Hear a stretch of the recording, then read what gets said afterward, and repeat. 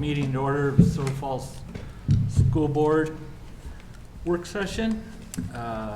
All in attendance with the exception of Derek Foxworth, who's out of town, not able to attend tonight. Entertain a motion on the agenda review. I'll make that motion. Second. Been moved in second to adopt the agenda as presented. All those in favor, aye. Aye. Opposed, nay. Ayes have it. And Kim, I'll let you introduce our guest for our WESD strategic plan introduction. Yes, I'm really excited about that. We are going to go through a strategic planning process this year with Willamette ESD. And this is an exciting opportunity for us to define our vision, our mission, our goals, and our way forward as a collective group. And I think that's important for a lot of reasons, but also for how it helps us prioritize our budgeting and what we spend our funds on. I think that's really important. And so I've got a huge group of folks from Willamette ESD. I've got Michael and, oh gosh, yeah, sorry. Ella and Kelly. Sorry about that. I can't really see you either. Sorry about that.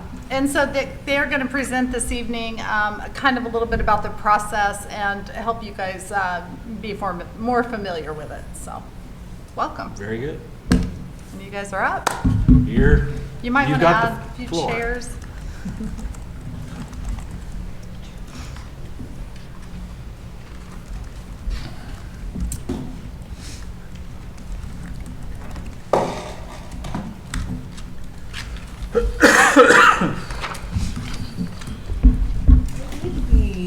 Did all of you get a copy of our handout? I know it's going to be on the screen.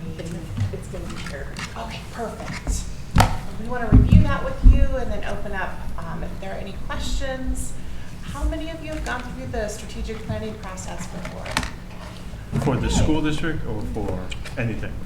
We'll start with, great question. We'll start with the school district first. Okay, and then for anything. Great. Okay. So we'll review kind of, what the process will look like, and we're all going to take turns kind of going through our one-pager here. I know you can all read, but I'm going to read to you to give a sense of the occasion.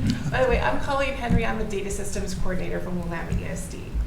So through data-driven decision-making, stakeholder engagement, and alignment with the district's mission and vision, the strategic plan will support the district in achieving academic excellence and operational efficiency and community collaboration.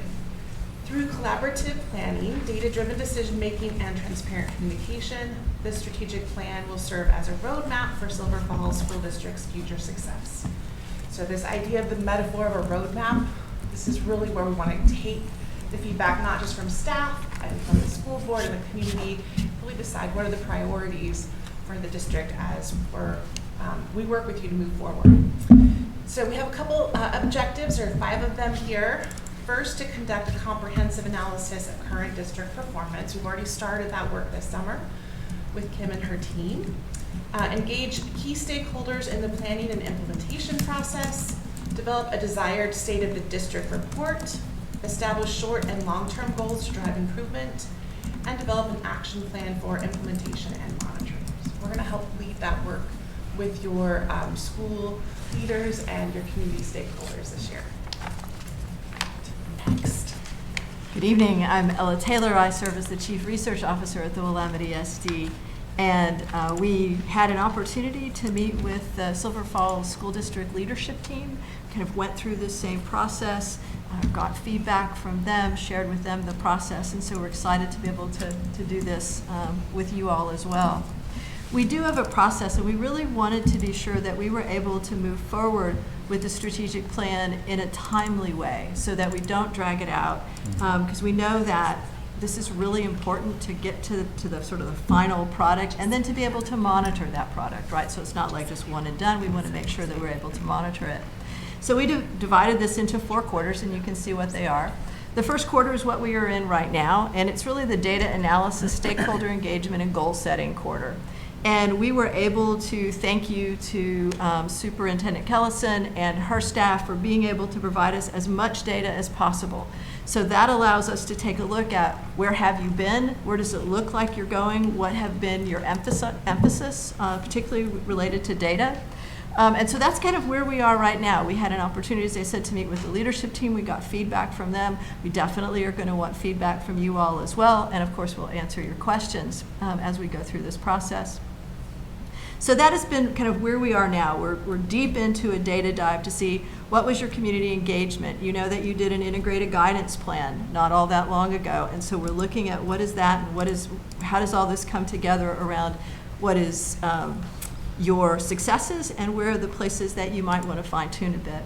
As we move into Q2, which really is starting in October, it's beginning to look at what are our initial initiatives that need to occur, right? So we have looked at the data, we'll have some sense of that. We're, of course, always working with the superintendent and her staff. What staff training might need to occur, and what about resource alignment? So where are we in that process as this continues to move forward? And it's really important to emphasize that this is a process, it's an iterative process. We want lots of feedback. This is your plan, right? This is the community's plan. This isn't our plan. So we want to make sure that it fits with what you're looking to do, how you want to do it, and what's important to the school district. As we start in January with Q3, it's a mid-year review, right? We'll have 6 months, we'll have some data, we'll have looked at some of the initiatives, we'll see how this is moving forward with staff, with you all, with administrators. We'll begin to get some feedback from this, like how is it feeling? Is this the right direction? Are we including you enough? And then that'll allow us to make some adjustments. Where are the places that we need to tweak? And finally, as we come to the end of the year, beginning in April, it's that final review. It's like, here's what we've done. Here's what it looks like we want to be going to as a district. Here's how we're going to continue to support you, or in essence, give you suggestions for support as you move into the second year of your strategic plan, and any kind of strategic refinements that might occur. What we really want to emphasize is throughout this process, we're really here to serve you, right? It's to be able to say, here's how we see, we would encourage you to do these things to move in this path, but it really is to serve you and to answer your questions. So with that, I'll turn it over to my colleague. Good evening, Michael Clark. I'm the Director of Communications at the Willamette ESD, and I'm joined by Kelly Bledsoe, who gets to support your district every single week. She's actually here on site supporting you. And besides the two of us, we also have the rest of our communications team, which is going to help with this process as well. Some notes in front of you of the things that we'll do. We'll share, obviously, information with the community via all the previous channels, communication channels you have, along with new ones that Kelly's been helping you to get set up for the community. The thing that I'm most excited about, we don't have it listed here on the paper, but really is how do we, as a group doing this work and alongside you, how do we come along and create messages that are really succinct and simple for the community to understand, that they can go, oh, I get it. I see how that connects to my student or what I look for in what I need for my family. And so, because the plan will be very comprehensive, like any other strategic plan, it will have a lot of detail in it. But what our team really gets excited about is how can we really distill that down and make it something where people go, yeah, that sounds like what we need. That sounds like the direction we should be going. That's what we get really excited about. And we're really excited to be part of this process to do that. Beyond that, we're working on getting some teams set up. Obviously, we have existing teams in the district that we're utilizing. You have your cabinet, your leadership, obviously this board. But we're also setting up 2 other teams, and that's a strategic planning committee, and that will be really comprehensive to include people from the community, where the way that I like to describe it, it's that picture that you'd see on the newspaper, online, that would have all the different people that people can go, oh yeah, I see that they had someone there that represents kind of my group or the way that I would be thinking. And so that's kind of your bigger committee. And they'll meet a little less often. And then, of course, you have your work group, just as the name implies. We'll be doing a lot of the behind-the-scenes work to pull us together. And so we'll have those groups. And then last thing I'll mention is beyond who's here tonight, we also have Gretchen Bruner is part of this group as well, and she's the executive director for our school improvement services. So we really have just a lot of support come from the ESD to come in and wrap around Silver Falls and really hope to make it a really great strat plan process. Colleen? Any questions for us? So I was looking at this and I'm listening now, And so the timeline to put the strategic plan together seems to be a little spread out, right? We're talking about till the end of this coming school year. Any chance, how difficult would that be to condense that and kind of accelerate? I mean, in my understanding, in my corporate experience, we start strategic planning before the one we have expires. And we didn't, obviously for obvious reason, because there was a lot of changes in the leadership, and not sure if I wanted the previous administration to put a strategic plan together. But like, can we, since our circumstances, is it possible for us to like accelerate that a little bit? What would that look like? That's a great question. I think we are definitely going to be led by the direction the board wants to go and the direction Superintendent Kim wants to go. I also want to be thoughtful and go slow to go fast as well, to make sure we get as much feedback. We've heard and we've read some data already from community engagement. That's really important to make sure that all voices are heard. This is like a beautiful district, but it's really spread out, and there's a lot of different pockets across the district, and we want to make sure that we are guided by the fact that we want to get everyone's input in this process to make sure that it really helps to build and bind the community together. But we can, I mean, go as fast as we're directed to go. I definitely hear that as well. I'm curious how many other districts you're supporting during the same time frame. You're our only district. Oh, You really? get all of our attention right now for the strat plan process. Yeah, we're actually the pilot district for this. Like, this is a Okay. new thing that Willamette ESD is doing. So, So we all have obviously many years of experience with strat planning and helping with Mhm. process. But as an agency for the ESD, this is a new thing that we're piloting.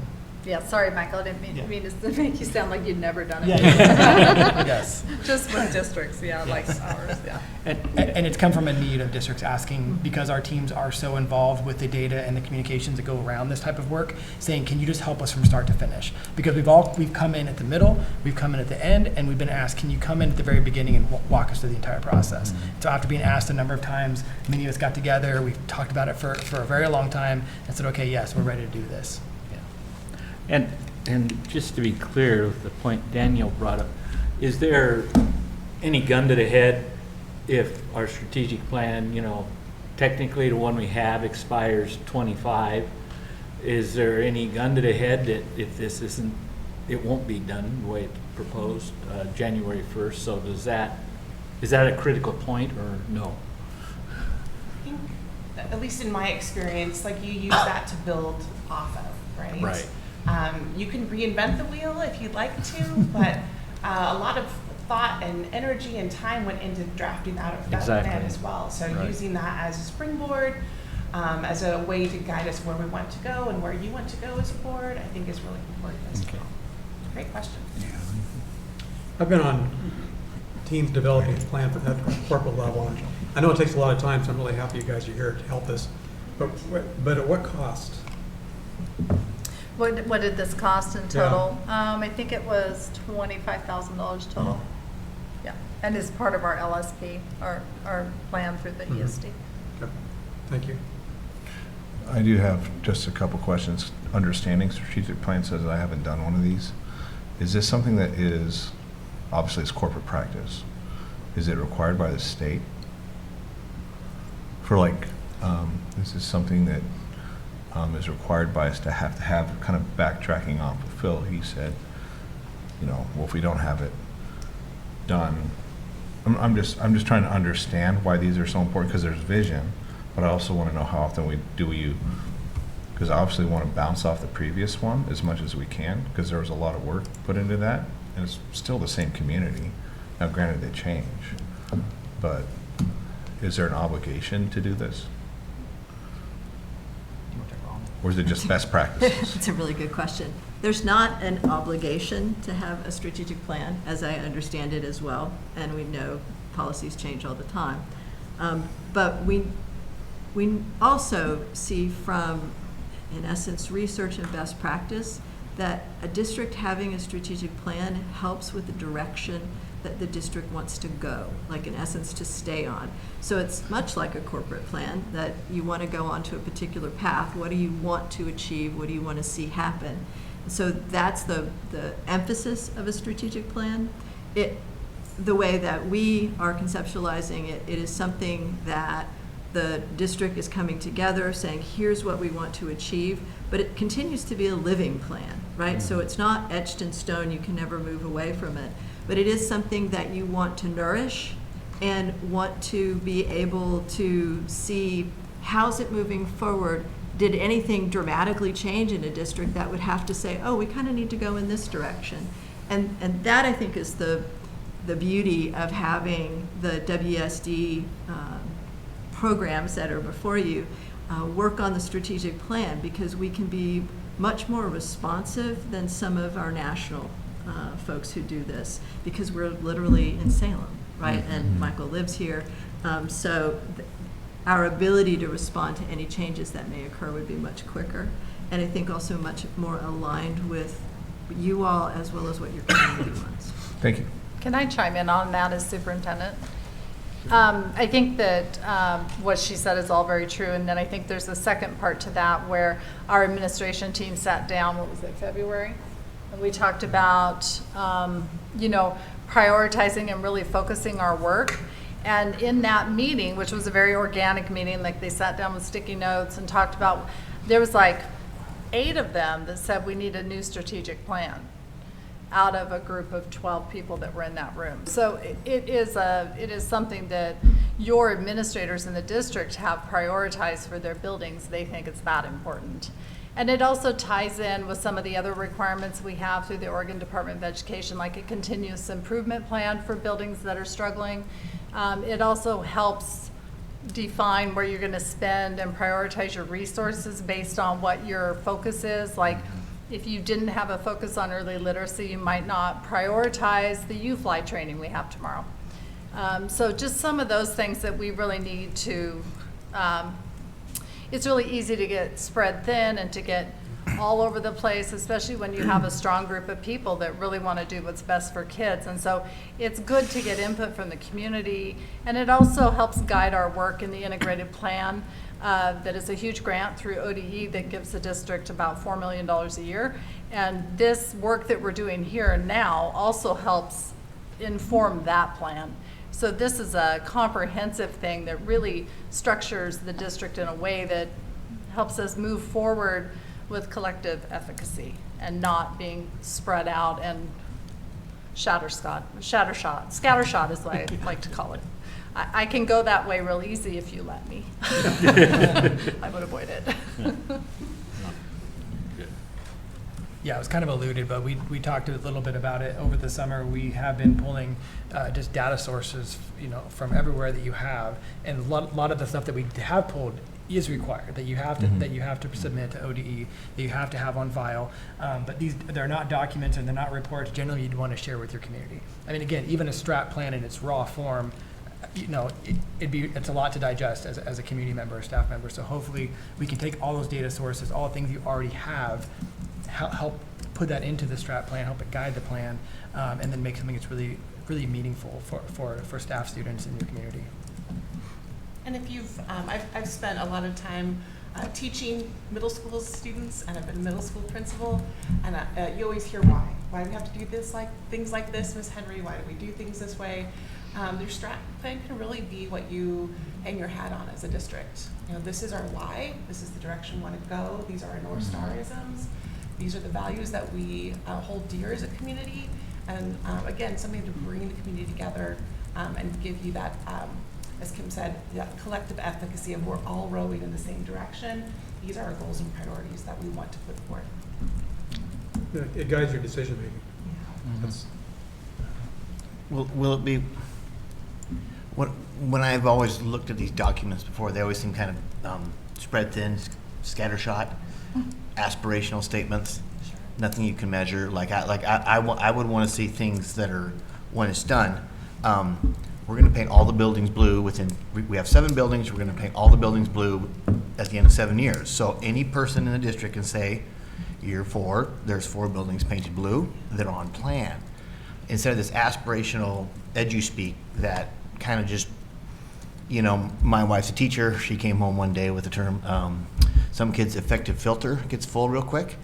And I'm a normie, even though I'm on school board. I get full of buzzwords real quick, and I just start counting ceiling tiles. And so that's what I would hope, that this is some really, you know, plain spoken language that everybody can understand. You know, and see, are we doing this, these X, Y, and Z type of thing. It's absolutely our goal. Okay. Being able to have very clear measurement about how you are doing on your strategic plan, what the goals are, is critical. Okay. Good. It does give you the North Star. Yes. So I'm totally new. This is my first school board I'm on, and this is my third meeting, I think, or whatever. I think they're already getting tired of me. But I want to know more, like, you know, nuts and bolts here. Like, what is it going to look like? Do we get, like I said, I've done multiple of those, but in different varied size corporation and organization. Are we going to get to do the Post-it notes and are we selecting rocks? What's your method here? Which way are we going? Because I think it's important to find the ideological ones, right? And then to have we're going to paint 7 buildings every 5 years or whatever, right? And because the strategic plan also helps to keep us accountable, not just to ourselves, but also the community. But at the same time, do we have to do every one of those meetings in public sessions? Or do we have a meeting where we just sit down with this team and then we can get up and put notes on the board and not just sit at a desk?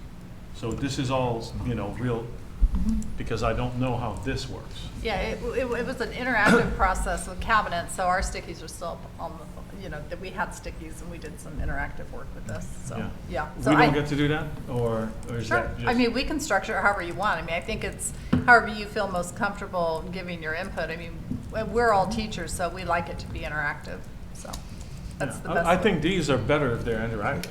Sure. I think, Yeah, I agree. otherwise, you know, in French, we have an expression that says you're pentage de nuage, which means you're shoveling clouds.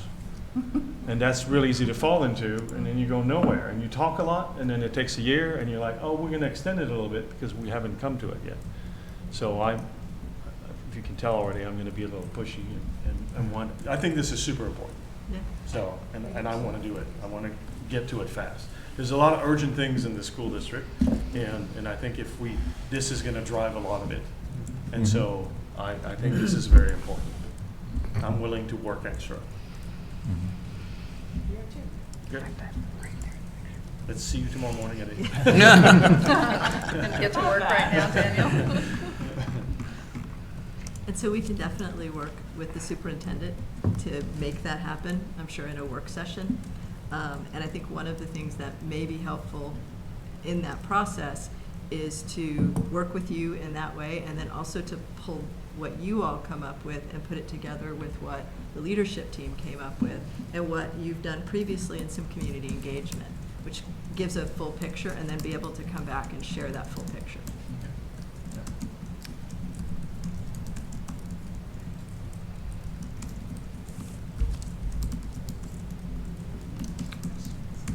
So at this point, what's our role? What do we do now?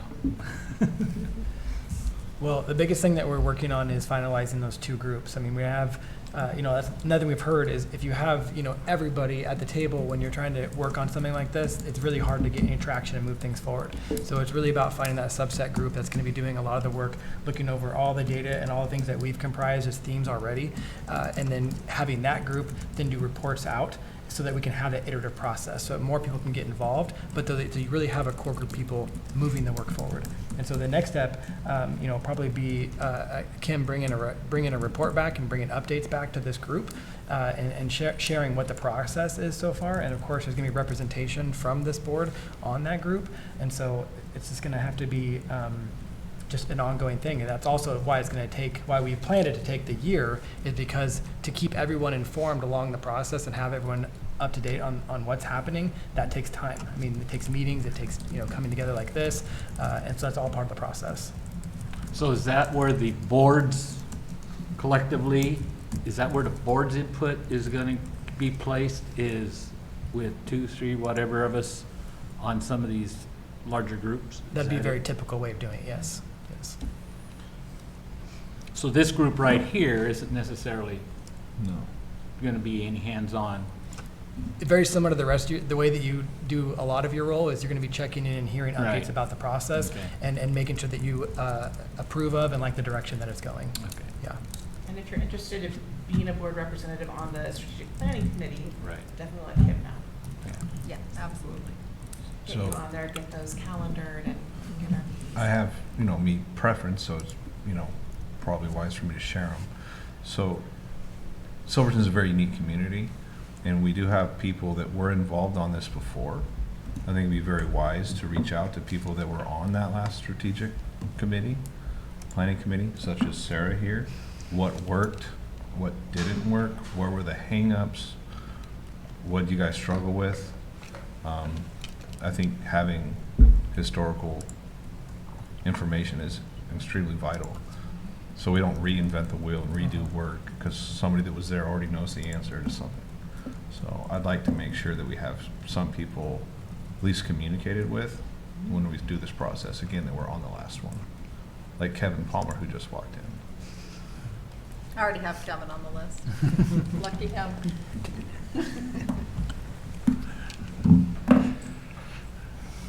Okay, any other questions from the board?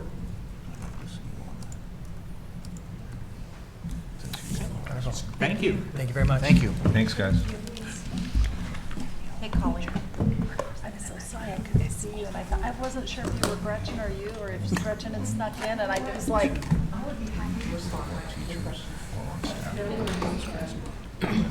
I really do know who you are. I just couldn't see you, and I only could see the stop here. Okay, Tom, looks like we're in your hands now. All right. Budget camp. Budget camp. This is so exciting. Let me see if I can get the, Daniel, see if we can get the PowerPoint up.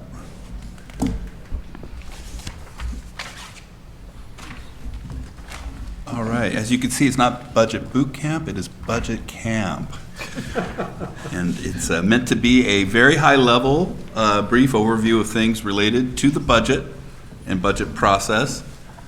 For most of you, this is very, very old hat, but since there are some new faces, some newish board members, it's always good to have one of these when new board members come in. Plus, I am new. It gives me a chance to share some thoughts coming into this role from outside the K-12 arena, so to speak. I think it's important to, let me see, oh wait, you have to turn this on?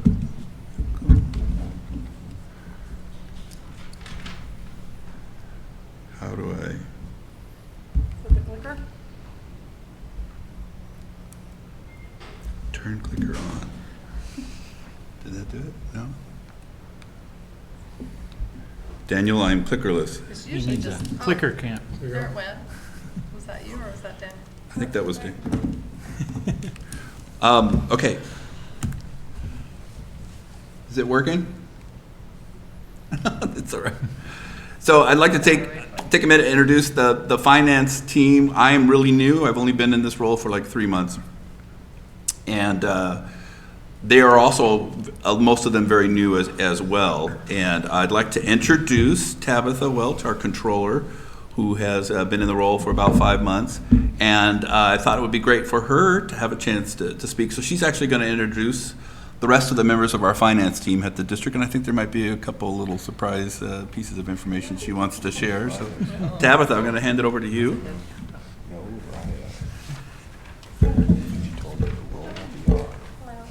hi everyone.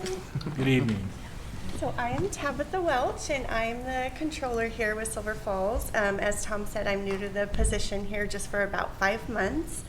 I actually grew up in Mount Angel, so I haven't actually attended any of Silverton's schools. But fun fact, Mr. Wiesner was my teacher in 7th and 8th grade in Mount Angel. All of her success has been in spite of. Was he good? Yes. Yes. And so we have Amanda Sloan here. Amanda is our accounts receivable manager, and she joined our team in December. So she's new to our finance team, but she's actually been with the district for 8 years out at Scotts Mills School. just new to our district office. She has attended Silverton Schools, Butte Creek, and Silverton High School, and currently has an 8th grade son at the Silverton Middle School. And then this is Allison Brown. She is our payroll manager, also new. She's just been here for about 4 months. She also grew up here in Silverton and attended all of Silverton schools. And then our other member of our team is Raya Dancheva. She is our accounts payable manager. She wasn't able to join us here tonight, and she's our most senior team member with 4 years of experience on the finance team. Thank you very much. Thank you, Deborah. Thank you, ladies. Yep. So one thing again to note is just how the team is overall very new to the district. They have a lot of wonderful connection and appreciation for this community and this district. And we have a few strategic priorities we have talked about as being a lot of new faces on this team and things that we've kind of noticed and things that is really a priority for us as a finance team. First, always increase the amount of information and how-to within the team. When you're kind of small, siloing is always a threat. You only have one person that knows how to do something, all of a sudden that person will leave the district. Everybody else is left completely perplexed as how to do that. We want the opposite to always be true, to have the information shared and the how-to shared. Second, we're always looking out for an eye to how to potentially increase operational and financial efficiencies. I think we have a perspective on every dollar, every cent coming in, and whether it's budgeting or finances, bills that need to be paid, there's kind of a perspective that can be added of maybe potentially where there is value in being able to share that. And lastly, we recognize as a team, every dollar matters. We have an attitude that just is the future is won in dollars and cents, not millions of dollars, but just that perspective. If you've ever had an invoice that you've tried to have Raya pay, if there's one thing wrong, she's not going to pay it. It has to be absolutely perfect, and it really is a great perspective, I think, of the team as a whole. So I'm, again, just going to give a really quick overview of a bunch of different things. I did way too many slides, so I'm going to kind of go through them pretty quick. So first thing I want to start with is ORS 294, which is Oregon budget law. It sets out several specific procedures that districts must follow in the budget process. It kind of standardizes a lot of the preparing, presenting, and administering the budget and encourages citizen involvement. It offers a way of outlining the programs and services for districts to legally carry them out. It also establishes kind of the backbone of authority, which is the board. Under ORS 294, the school district board is responsible for establishing the budget committee each year, oversight of the entire budget process, adopting the budget, ensuring spending does not exceed appropriations, adjusting the budget if required, and kind of a fiduciary duty to act in the best interest of the districts, which is kind of part of the language of ORS 294 and 244, Oregon ethics laws. Under ORS 294, the Budget Committee is responsible for receiving the district's budget message, receiving the proposed budget document, reviewing and discussing the proposed budget, listening to and considering public input, making suggestions in line with district goals and programs, ensuring the budget is balanced, and approving the proposed budget once the review is completed. One of the main things is that the Budget Committee consists of members appointed by the board plus elected board members, and by law, Budget Committee members cannot receive compensation. Having a balanced budget is an important concept. It's actually a mandate for the state of Oregon. And this is a great graphic because it's so super simple.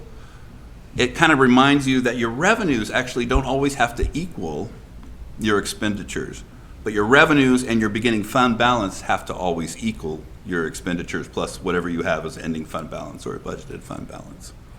Everything together must equal on both sides, but there might be a situation where revenues are higher than the other or vice versa. So why follow Oregon budget law? Well, in theory, if we don't, we cannot spend a dime. We cannot collect taxes. And if we exceed spending above our approved appropriation level, we are civilly liable for those excessive dollars. We're also kind of constantly in the budget process. It feels like there are 3 fiscal years going on always at the same time. the budget cycle never ends. Right now, we just started the new fiscal year, FY 2026, and can begin monitoring expenditures and revenues. But we also just finished the fiscal year FY 2025 and are preparing for the files for audit. And at the same time, in a few months, we will begin the process behind the scenes to start preparing for the next fiscal year, FY 2027. There's a lot of things that go into a budget, and it's important to just think of a budget as a plan. It's really a collection of all the assumptions and things you know at the time that it's created. And for us, that involves a lot of things around enrollment projections, student demographics, enrollment trends. It involves revenues and the latest information from state support, property taxes, all the different federal funding buckets, all the expenditures involving personnel costs, institutional costs, utilities, which we'll talk about in a second, plans for reserves and contingencies, and timing can be challenging. You're making these decisions, you're making these guesses, sometimes in November, December, January, February, and by the time the budget is adopted and the fiscal year starts, things could have changed. So it's always kind of a best guess, a conservative guess. 75% of the district's overall budget is the general fund, the main operating fund. The general fund, I've always heard, is kind of described as the core mission of that public municipality, the local government or district. Revenues and expenditures are independent from one another. One source of revenue is not necessarily tied to any particular expenditure. It's total revenues, total expenditures. There are 5 other funds or groups of funds here at the district, but they are all much, much smaller. And they are all kind of disconnected. It's kind of like they're in their own orbit. They have their own inputs and outputs. They're kind of self-balancing, kind of in their own trajectory, but they're kind of separate from the general fund.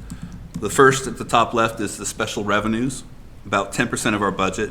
This contains all the title grant funding, grants, food services fund. We have student agency accounts, which have more than 250 different accounts based on the different schools.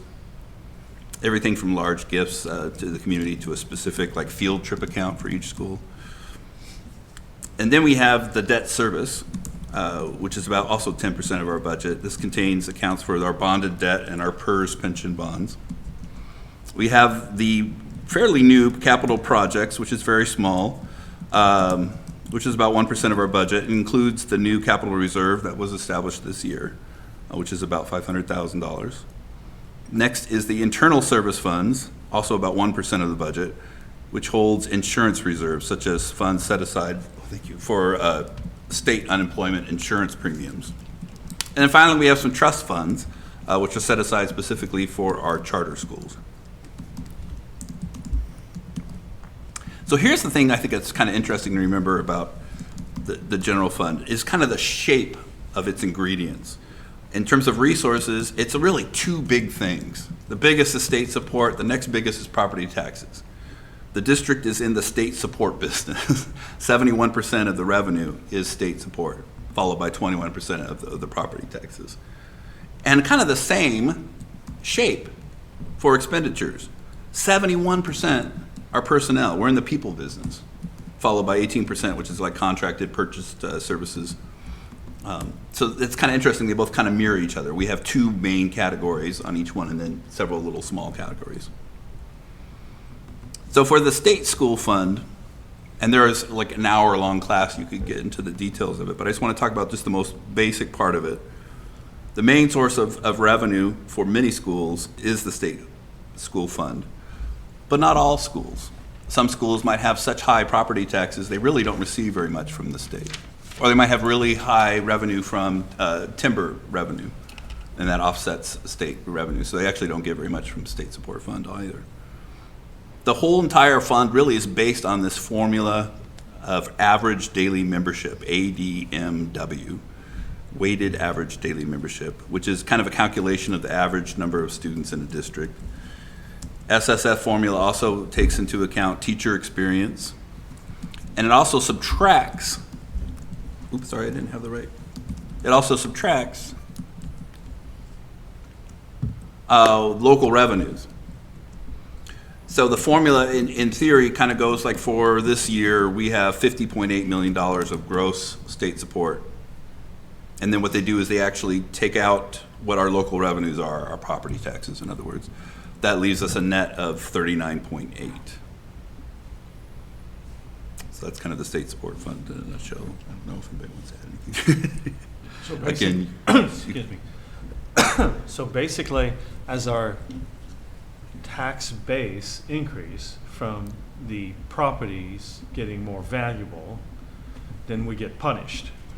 yeah, like I said, some The school state districts have Yeah. very little. Less revenue, state school right? fund, yes. So if you go to Lake Oswego or West Lynn, Those are good examples. They receive very little in state support. very little. Yeah, they're operating well, mostly off property taxes probably. That's ridiculous. Oops. Sorry.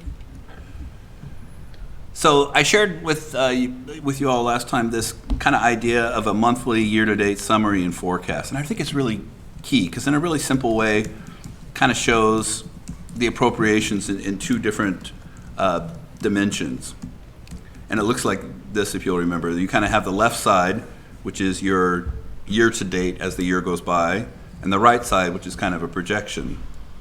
And it really starts with that top left, which is kind of your year-to-date. How does it compare to the previous year-to-date? And that ratio lets you know kind of what's the rate of the burn of the budget. What is different from this year to the previous year? And then on the right side is really kind of the critical area because this is what the board is actually appropriated in terms of expenditures. It's these categories: instruction, supportive services, enterprise community services. And so this is the thing to look to in terms of importance because this is what is actually in the budget and what's been approved and what you're looking to not exceed. But we often don't talk in those languages because those categories include salaries and benefits and contracted services or things that you're buying, materials and supplies. It's not really clear because there's kind of a blend in many of them. So it's important to show that view as well. So at the bottom are kind of the categories we all kind of speak: personnel, wages, benefits, purchase services, materials, and supplies. Again, on the left will be each month's year-to-date compared to the previous year, so you have something to gauge to. And on the right will be a projection of those categories as well as the previous year. So I want to make sure that was clear and there weren't any questions kind of on it. Yeah. So this did throw me for a loop last time because Yeah. it was completely presented in a significant way. I'm used to seeing expenditures and revenue. I don't see any revenue on this Well, chart. hold that thought for 1 sec because I'll talk about that in just a second. So what you're saying here is, on the left is kind of how we've been seeing it. On the right side is the budget of which we approved. Is that correct? So no, let me go back to all the areas. At the top is our legal appropriation. So these are the categories: instruction, support services, enterprise community services. On the left part is kind of what will be year to date. Each month there'll be an update. So the fiscal year up to that point, what we've spent and the percentage of the budget that we have spent. And then we'll be comparing that to the previous year's percentage. So you can kind of get a sense if you're spending more or less. In other words, it gives you something to connect to. On the bottom is exactly the same thing, but just in different ingredients. We're going to look at it purely through personnel, wages, benefits, purchase services, materials, and supplies. The reason for that is the budget is actually appropriated on the top categories. The top half are the categories that are actually appropriated. The bottom categories are often the categories we speak in terms of expenditures and costs. Does that make sense? I'll learn. I think it's a way just to look at it in kind of two different mentions at once. And each time I present, I'll kind of go over it real carefully to make sure. When I learned about this a long time ago, it helped me to understand it in terms of buckets. Basically, they said the bottom part is the buckets that we really deal with here when we're thinking about it, right? So When we communicate, yeah. Staff, the benefits of the staff, what, No, I get it. I just, Yeah. I like, that was on the, I know that you wanted to simplify versus what we had before. Well, Eventually. I'll still try to do the same report that you're used to. Maybe eventually do it less often, and kind of focus on this, and I'll explain why in just a minute. Let me find my place. Sorry. So what is why the focus on expenditures? And it's really primarily because the district cannot spend more than what has been appropriated. Appropriations equal expenditures, therefore expenditures are the main focus.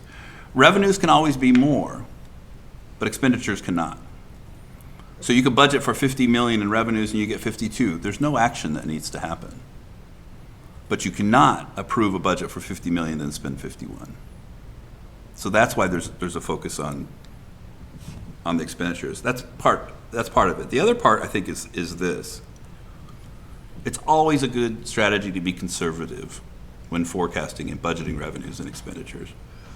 For example, if you're budgeting revenues, and let's say your forecast for those revenues is an increase of 4 to 6%, we'll assume 4%, because it's in that range, and then you could be surprised if it actually ends up being higher. And kind of the opposite for expenditures. If your forecast for a particular expenditure is an increase of 4 to 6%, try putting it in at 6%. So you have it there in the budget. And then if it ends up being less, then that's good news. And I think part of this concept is we really do not control revenues. We have no magic button to suddenly get more from the state or to get more from property taxes. They're kind of going to be what they're going to be. The things that we have to control are the expenditures. That really is kind of the focus. We can provide, updates on the revenues, especially if something's changed, but really the focus is on what we can control on the expenditures and what is new or what's happening or what's trending. So let's take a minute and look at how forecasts have done kind of in our budget and a couple examples of potential budget stress points, as I like to say. So one idea I think is interesting to look at is what was the beginning fund balance compared to what we budgeted? Was it exactly the same, 0%? Or what we budgeted for a fund balance, did it end up actually being higher? So we got more. Or was it slightly in the red? Did we get a little bit less? Well, for 7 years, we got a little bit less in how we forecasted beginning fund balance. FY24, it was actually down quite a bit for several reasons. FY25, it was actually more. I think we budgeted a very minimal $1 million for beginning fund balance, and it ended up being 1.6 million. So that's why you have this big jump. And having beginning fund balance not be exactly what you budget is fine. But when you kind of look at it as a trend, you should be getting pretty close, kind of to that middle. You should be kind of guessing correctly or sharing what was off. Hey, we didn't know this at the time, et cetera, et cetera.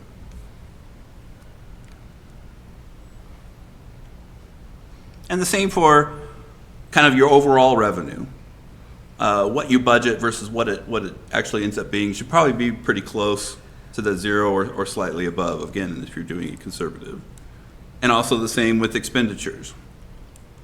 If you're kind of forecasting your costs to be a little high, the actual should probably be a little bit below. And in some years, they've actually been a little bit higher than what we have forecasted. So that's kind of one takeaway that I've kind of looked at is, are we kind of historically, have we been close to kind of being on target with forecast? Not exactly. There's probably a lot of lessons there to be learned. Next thing I thought that was really interesting is just state support fund year over year. Over the last 8 years, state support funding has increased only about 4.22% on average. And it's ranged anywhere from a decrease of 6.47% to an increase of 11.75%.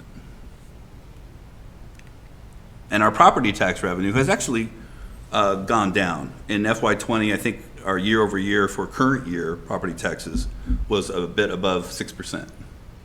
And then it went down to about 4%. FY25, it looks like the year over year is about 3.6. I think the average for the last 3 or 4 years is right around 4%. Sadly enough, it doesn't seem to obviously, I'm learning it doesn't make a difference. What's interesting, I think, is this. Currently for the general fund, revenue is increasing on an average of only approximately about 4.12, maybe 4.2 a year if we average it over the last couple of years. It's not a large amount. No, it doesn't cover inflation. All the wages, bills, all the expenditures. That's my next stress point. Look at the cost of utilities. For electricity, for gas, sewer, et cetera, they've actually averaged 13% annually in increase. Utilities used to be 1.5% of our budget 10 years ago. It's now 3%. That might not sound like a really large percentage, but it actually is. It's creeping up to be a larger part of what we're spending money on because its rate of increase is above the rate of increase for our revenue this past decade. Yeah, the purchase order for power is like $1 million. Yeah. And then the cost of PERS. Our Tier 1, Tier 2 rate for this next biennium, this year, next year, has more than doubled. The OPSRP rate has tripled. And it doesn't look good for fringe benefits. I mean, the last decade, our fringe benefits have increased an average of 10%. So again, costs going up higher than your core revenues are able to go up. And just for me, as an outsider coming into the district, I've been really just surprised how big it is. I didn't know that much about the district on my first day. I didn't know how things were spread out, but it's 240 square miles. It's also kind of interesting that there are, I think, 14 main locations, 14 schools, 13 schools. And I just found this out from Larson Flynn, our insurance, when I was reviewing our property insurance. We have a total of 62 buildings that are covered by insurance for a total of 800,000 square feet, which is more square footage than Clackamas Community College, which is 750,000 square feet. So we have a lot of real estate. The average age also is 51 years old for our buildings.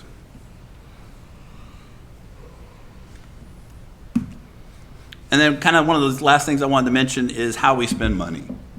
And this is kind of more of a reminder in terms of procurement thresholds and approval thresholds. Under $25,000, we want to purchase something. We are always kind of encouraging quotes, but it's not necessarily required. However, if you have a contract at $25,000 or less and you amend it, it can't ever go above 125% of the original amount, or you have to go to that next level and then start getting quotes for that service. Between $25,000 and $250,000, you need to have 3 quotes, unless it's like an emergency. Your walk-in freezer basically stopped working and you have hours to go until all your food spoils or something like that.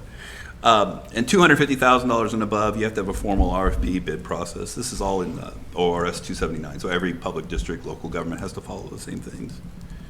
And the same with approval thresholds. The superintendent approves procurements up to $150,000, and Kim's inbox is full of these approvals every day because you get them down to $3,000. $2,500. $2,500. And again, that's by design for over the last year or two to kind of keep an eye on every single Yeah, transaction. thanks for doing that. You're welcome. Yeah, we don't approve those unless so we actually do a fund balance check before we approve those, so. Appreciate it. And the board approves all procurements over $150,000. So that's kind of it. That's my budget camp. If you're new, hopefully it gives you kind of a sense of the budget, how it works, and also kind of introduces you from my perspective coming in and from other district, from a county perspective and where I was before. There are some challenges ahead, and I'm just really thankful to have a great team. And again, I think the future is won on dollars and cents and paying attention to the details. So I have a question, Tom, Yeah. because I'm trying to really understand. It sounds like the reports that we've been getting, you only want to do that quarterly? It sounds like we don't want to get the same reports we've been getting. I'm happy to give you the same reports. The one that has the detail line by line just takes a lot of time. I'll try to continue doing that. That's not up to me. I'm just wanting to understand how much time it takes. If it's a lot, I want to be sensitive to it. Sure. But the reason is because I like seeing the transfer of funds. I want to see how much money has been moving. Usually, so help me understand. Transfer of funds is something we need because we're not necessarily. It's like me going to my checking account and taking a distribution because I went outside my budget in my personal checking account. So I think there's 2 main answers to that. The first is because you would do appropriations at certain levels, for example, instruction versus, like supportive services. If you have one that needs more budget and one that needs less budget, you can transfer from one to the other, for example. So one doesn't go over its appropriation, and it actually doesn't change the bottom line for the budget. That's kind of the easy version of where we do transfers. Usually all transfers are done at the very end of the year. But if they're happening during the school year, is what I'm saying. Would I be right to assume that if transfer of funds are happening? I don't know of any transfers that are happening during the school year. Usually it's done at the very end of the year when you know what the amounts are. The other is the transfer out of the general fund. So for example, we have a budgeted transfer to the food services fund, which is running at a negative balance because of its costs. And you want to true that up and bring that up to zero. So we'll do a transfer of some 600,000 and change out of the general fund to that fund. And we're also moving from using a vendor to doing that in-house. So it's all kind of part of trying to true that up and keep our costs down. Kim presented that to you in a supplemental budget, Mm-hmm. if you remember, right? Yeah. But I don't know, I think the board can approve a resolution for a transfer, but it would be because of some particular circumstance within the budget. I haven't seen it when I've gone through the budget for this last year. I don't want to put, like, whatever, I want to make sure that whatever the board decides, it's what we do, not what I want. I want to make that very clear. Like, if it's better for the board and for you, because of the less work, I want to be sensitive to that, but I do like it. I really do love seeing Well, it. I also admit, I've only done it once where I felt like I kind of knew what I was doing, because you have to kind of do things in a particular way, line by line. So I'm learning too, so I'll continue to try to do it, and I'll keep you updated if there needs to be a change for time-wise. I just don't know that part yet. It is a comprehensive look. It's a detailed look from, my comparison in other districts. But I think, in some respects, like, when I look at it, like, I can see things and I go, oh, like, I can look at middle school extracurriculars I know that some of those things are like higher because like the refs are higher. So like, for instance, each building has like a discretionary fund that they can use for whatever they want. We were visiting today, and Brett Davison said, well, my fund didn't have anything left in it last year. I said, right, yours didn't, but other people did, and the reason his was tapped out was because the refs were so expensive. And so do we need to give him a little bit more? So can we plan for some of those things? So some of those details that you're seeing when you're looking through that report, you can see some of those things. Like when you see that report when it comes out, you're going to see that my curriculum line is a little bit higher than I thought because our HMH expired, our online service for social studies, and it was $38,000. And so you can't have teachers without a textbook. And the social studies adoption is this year. And so you can't do an adoption now, like that doesn't make sense. You just renew it for a year, right? So we just did it for 1 year. So it's some of those things that like you can dive down in and see some of those details if you're interested in the detail. But if you're not, that other report, it kind of gives you a snapshot of what those buckets like, because that one, the curriculum would be under the instruction area, And Yeah, the one with the percentages is a good, you can glance at it and see something's right here, what's going on. That top right of that graph, you Yeah. could start there. You can always start there. And if you see something that's projecting over 100%, Dig that it. exceeds your appropriation. So legally, you can't. Something you would ask a question right away, what's going on? Or if something's above where the same point was in the previous year. Now, sometimes there's reasons for that. Sometimes we do a lot of our IT purchasing at the very beginning of the year because you need your stuff on the first day. But maybe you didn't the previous year. Yeah. So you could start the year where it looks like you're really high, like, man, we're going to be 10 times over budget. No, we actually took care of all of our purchases the first month that particular year. But that's what you want to hear. You want to hear the story that's connected to it, the why. Right, and I think that's important to us Yeah. collectively is, and like you said, there's some property insurance, same thing.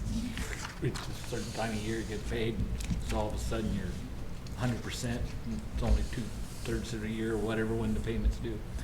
But I do think we want to be sure we just don't get it we don't want to overwork you as far as reports to us, but by the same token, we as a board keeping a pulse on it, because that was, we came into the tail end of it, most of us, but we've been victims of that. I completely understand. Yeah. And Yeah. we don't want to sit in that, you didn't do this, but in that case, a couple little pie graphs or a bar graph every 3 months, and I would hate to not give you much to go behind it. Hate to give you 4 lines in 8-point font. There, no, we'll.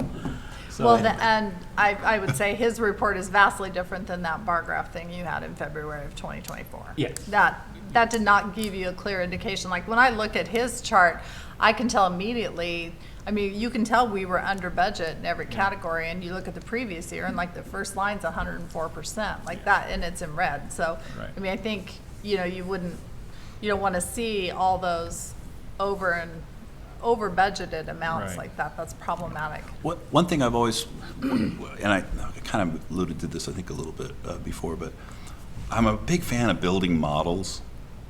And I've had really good luck building like a 5-year model. And when we get to that point to do that, it'd be really fun to share. And you can see how certain ingredients Yeah. of those ingredients affect things. So like, well, if you can throw out the scenarios. Hey, what if this goes up 10%? What if this is 5%? What if there is a state budget issue and we have to cut 10% to ODE? How does that affect the budget? Those models are really interesting to get perspective on what really moves things and what doesn't maybe move things as much. So I'm assuming that somewhere in your pile of spreadsheets, that you have a few of those models with live variables, right? Where you can play with it and all that stuff. I mean, and I don't think that's the place at the board meetings to play with it, but if we have questions about that, what is the proper channel for us to sit down with you and say, hey, what happens if this happens? What's the effect? What's the trickle-down effect? What's the... My experience is if there are particular examples that are of interest, especially around budget time or longer term planning discussions, the work session's a perfect format for them. Okay. Because we're about to enter into planning session, and I think that budgetary future planning with a proper perspective, especially historical, if you're able to go back 5 years, perspective on possible scenarios and variation makes a strategic plan a lot more responsible and realistic. And you looked at the major ingredients. I mean, we're not talking about a lot of different elements on either side of the revenue or the expenditure. No, Tom, just what you did tonight with the business of the average growth on revenue and the average growth on a couple of our big spend categories don't paint a very good picture. That can increase the pressure year over year. And so that, And the revenue from the state's likely going to be dropping. yeah. Yeah, unknown. So Well, we're locked in for 2, so we're in a biennium, so we're locked I'm in just for 2 talking the years. whole economic picture. Yeah. State of Oregon. Yeah, the So- economic forecast comes out on Wednesday, so we'll have a clearer picture of how things look. But my pre-look doesn't. Yeah, just look at the Yeah. news. Yeah, well, we have inside information.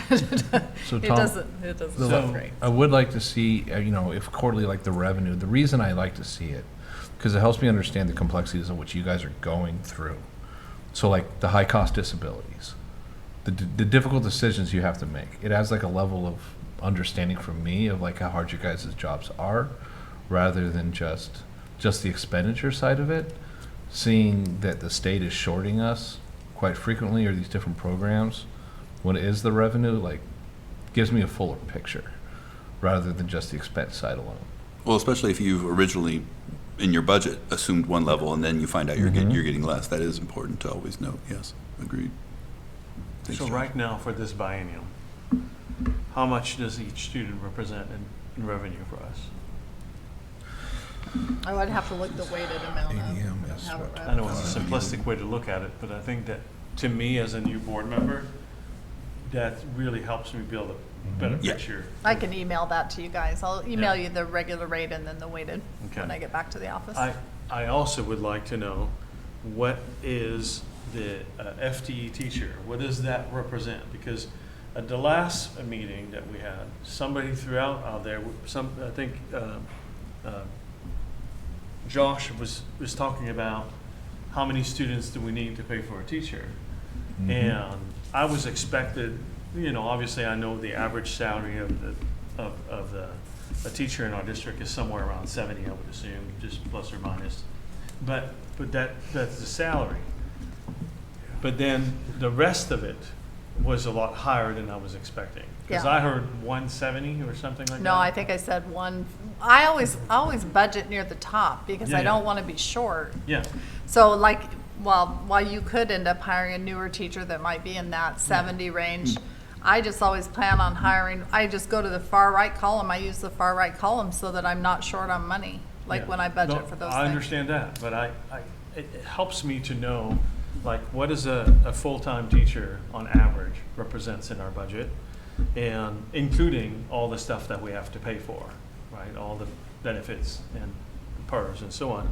Same thing for a classify and same thing for an admin. And that, as a board member, that will help me again have a better understanding of the puzzle, right? Because I go back, I was voted in to make responsible fiscal decisions, but I want to be fair to everything, including the staff that works really hard, and so I can have a better grip on what I'm asking to decide. Well, And that's Daniel, important the to me. Pay scale's on our webpage, right? Yeah. Yeah, it's But- in but the you're collective wanting bargaining. average is what you It's in want. the But that collective doesn't- And bargaining that, and agreement. that doesn't Yeah. include Yeah. markups, but then I was gonna Full ask, cost. Tom, do you know off the top of, is it 45, 50, what the markup on anybody's salary Oh, is? it was Oh, 40, wasn't it? For 40%. fringe Yeah, benefits? 40. Yeah, by Oh, the time, easily. by the time you figure per. 50 to 60% is what our fringe benefit You rate got, is. you got Yeah. your core, wage, and then so. You've got what would PERS you and all the add other to stuff that on top. Percentage-wise, markups for person, insurance and all that? That's why I use 150, because 100 is on the far side, and then I add 50 to it. No, but I was wondering what the Yeah. percentage was for Well, markup, for each- every dollar.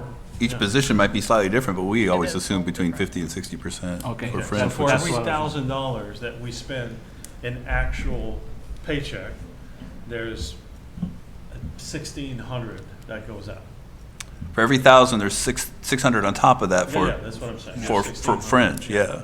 For Okay. Multnomah County, it's closer to 80%, 82%. So it's different from, yeah, from one area to the. And really, when the salary is posted in September, once all the new people are in and all that, that payroll is where we have a really good idea of what our costs for salary will be for the entire year. So it's really important to look at that as a superintendent, like I look at it every September at the end of the month to kind of see, how close we were and what we In our projection. estimated, yeah. Yeah. And if you don't have a lot of turnover, then you can get super close, You right? can get, yeah, But this really year, we had about, what was it, 40 positions overall? We had about 40 positions we filled over Yeah. the summer, which is normal for a district our size. And so some of those variations will be in those salary figures, The other document that we create, and it's usually when we get to about the year before negotiation, so Tom, I'll be working with Tom on this pretty soon, as we do what we call scatter plot. What we do is we basically take the salary schedule, which has columns and steps, right, based on your education and then the years. And instead of just looking at the salary numbers there, what I do is I put another shadow column with each one, and I put the number of teachers who are in each of those slots. Because it tells you what they call the maturity of your staff, right? And in a situation like where we're at now, yes, we did hire a fair amount of positions, but because we had reduced a lot of the positions on the lower end a year and a half ago, it tends to skew then even a little more so than average our teachers towards the top end. That's a very important piece, along with a 5-year, even though it's going to be off each year you go, but a 5-year revenue and expenditure projection, because when you're going into negotiations and that salaries are the biggest chunk of your budget, you need to be able to see not only how a percentage of an increase in the salary may affect today's budget or even next year's budget, but you have to remember the compounding effect of salaries and as each percentage goes, because then you might think, I can handle a 2%, 3%, 4% increase this year, but when I start matching it up with what we're projecting maybe PERS would be 4 or 5 years from now, or where we see our staffing numbers and enrollment would be years from now, and a bunch of other costs too, then you start realizing, well, maybe 4% was okay if I'm only looking at right now, but it's a way to show to the public and to our association partners, what does it really mean to have a certain percentage increase in salary? So then, do you also track the PERS tier report in the sense that yeah. how many people do we have in tier 1, 2, and 3? Yeah, we do. Is that something that we also can be emailed? I you have that. have, I know, I don't want to make you Kim guys tracked it, work. I know. Yeah, we can do a breakdown. But if you have that stuff, It's in again, there. especially as a new board member, I Yeah. really want to get a good understanding. And every district What is I having am less and doing less tier 1, tier 2 every year, so you're seeing Right. that percentage go down Every as it more. time one of those retires, it changes the composition, and I'm assuming the cost also, because the cost is changing. And it's really hard to know what it's going to be after the next biennium. All we know is this current biennium. Yeah. There's so many unknowns.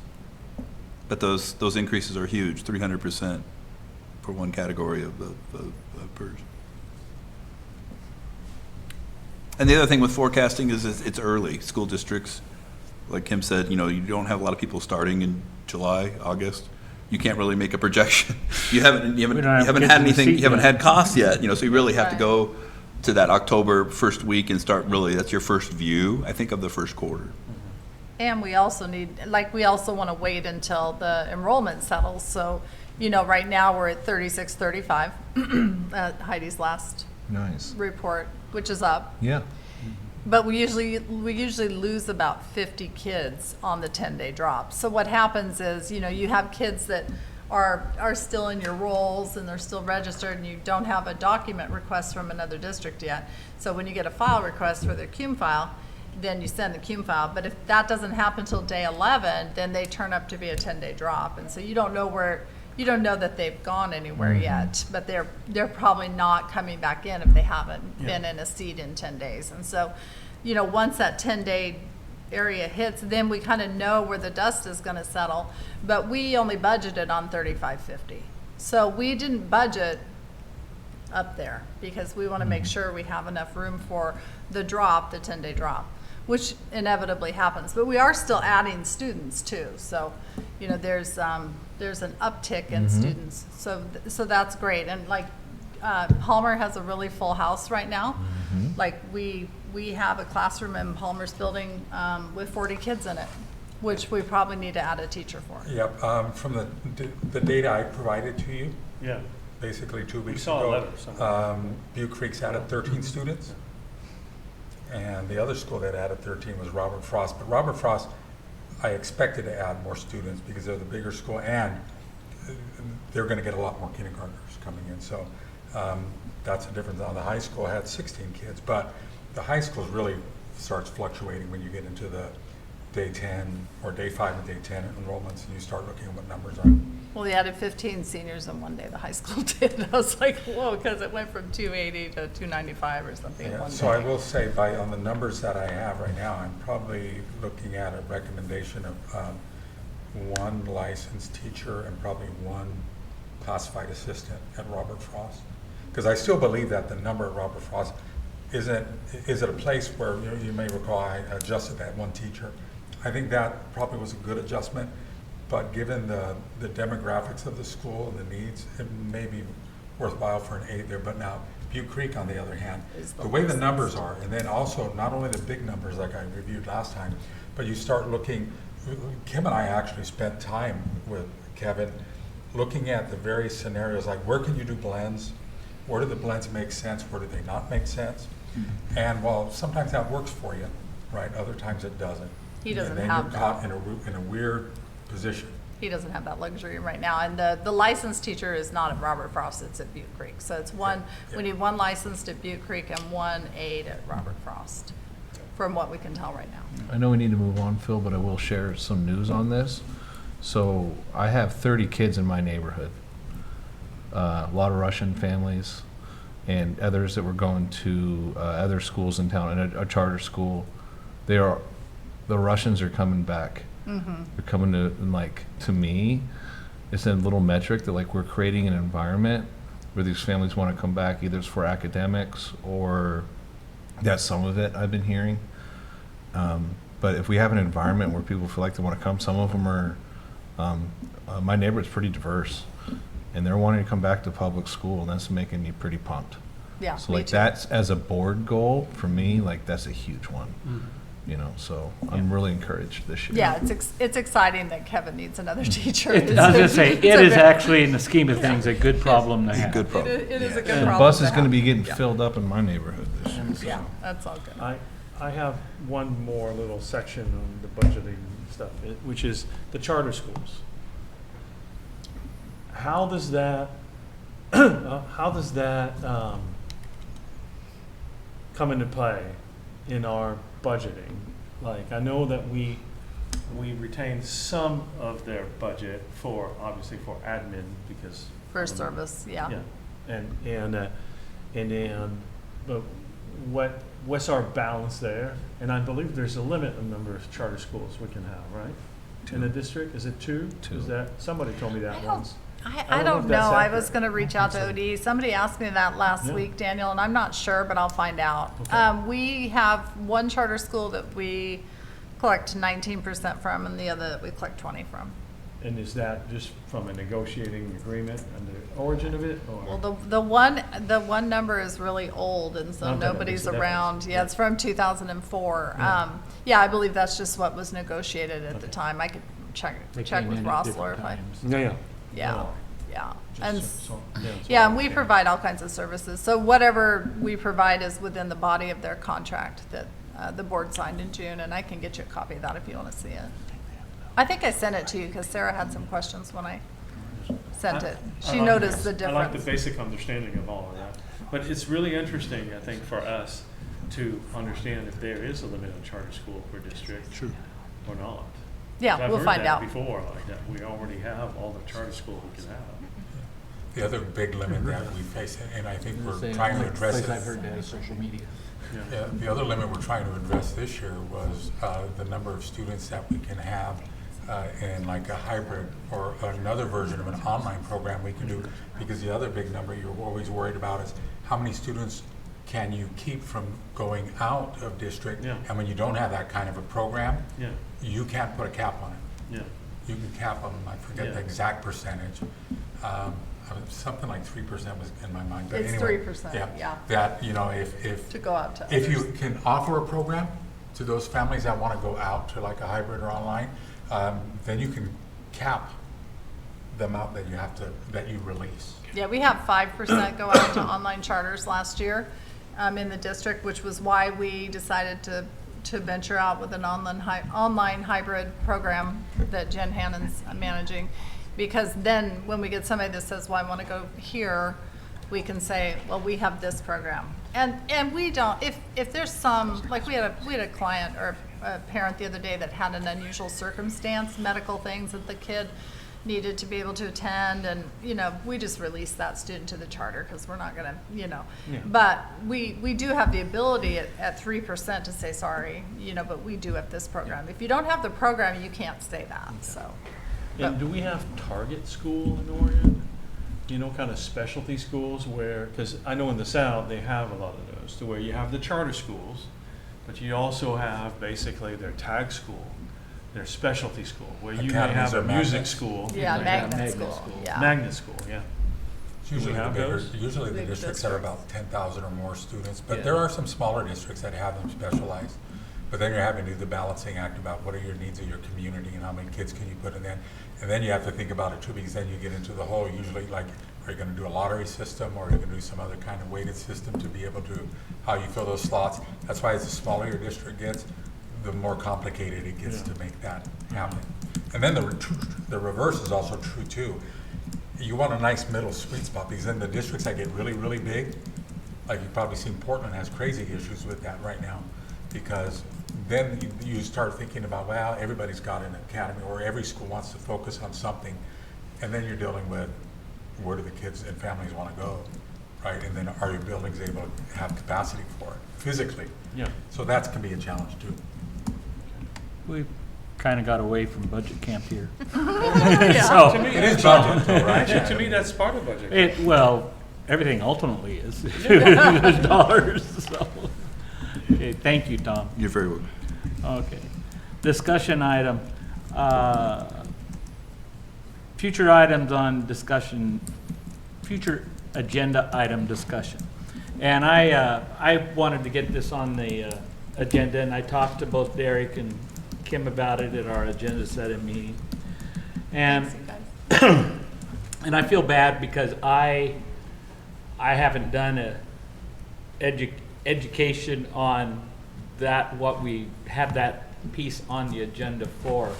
And I've started to see it evolving over our last 2 regular board meetings.